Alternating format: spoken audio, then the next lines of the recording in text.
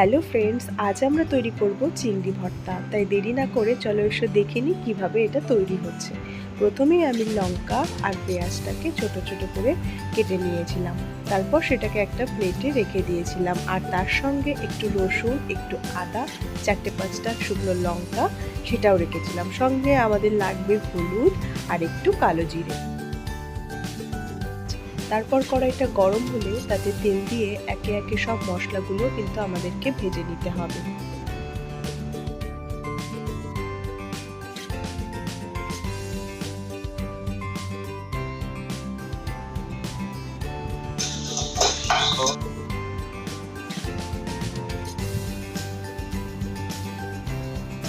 মশলাগুলো ভাজা হয়ে গেলে নামিয়ে তাতে একটু তেল দিয়ে আবার চিংড়ি মাছগুলো কিন্তু এবার ভেজে নিতে হবে। আর চিংড়ি মাছ ভাজার সময় প্রয়োজন মতো লবণ এবং একটু হলুদ দিয়ে দিতে হবে।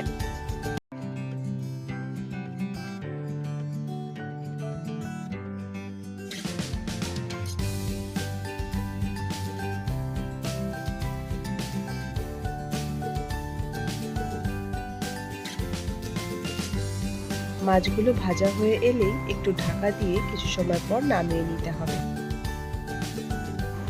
এবার আমাদের ভর্তা করতে গেলে প্রধান যেটা লাগবে শিলপাটা, সেটাও কিন্তু রেডি করে নিয়েছিলাম। একটা প্লেটে সমস্ত মশলাগুলো এক জায়গায় করে নিয়েছিলাম। এবার প্রথমেই মাছগুলোকে পাটাতে ফেলে ভালো করে বেটে নিতে হবে। মাছটা যখন বাটতে বাটতে একটু মিহি হয়ে আসবে, তারপর কিন্তু আমরা মশলাগুলো তার মধ্যে মেশাবো। মশলাগুলো দিয়ে সেটাকে কিন্তু আর একবার ভালো করে মিশিয়ে নিতে হবে যতক্ষণ না সেটা মিহি হয়ে যাচ্ছে। আমাদের সবার বাড়িতেই কিন্তু কম বেশি শিলপাটা আছে, কিন্তু তার ব্যবহার হয়তো আমরা সেভাবে এখন আর করি না। কিন্তু যারা খেয়েছো শিলপাটায় বেটে ভর্তা, তারা জানো যে শিলপাটায় বেটে ভর্তা খাওয়ার যে স্বাদ, সেটা কিন্তু তোমরা আর কোনো কিছুতেই পাবে না। তো আমাদেরও প্রথমে একটু শিলপাটায় বাটতে কষ্ট হলেও একটু কষ্ট করে আমরা কিন্তু সেটাতেই বেটে নিয়েছিলাম, আর শেষমেশ সেটা আমরা ভালোভাবেই কিন্তু করতে পেরেছিলাম।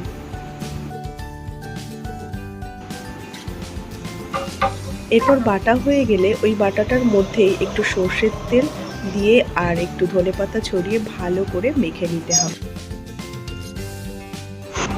আর এভাবে মেখে নিলেই তৈরি হয়ে গেল চিংড়ি ভর্তা। তোমরাও কিন্তু বাড়িতে এভাবে করতে পারো, আর অবশ্যই কমেন্টে জানিও তোমাদের কেমন লাগে।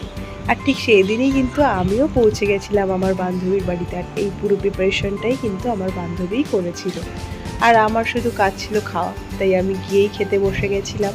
আমি সবার প্রথমে কিন্তু চিংড়ি ভর্তাটা দিয়েই ভাতটা মেখে খেয়েছিলাম।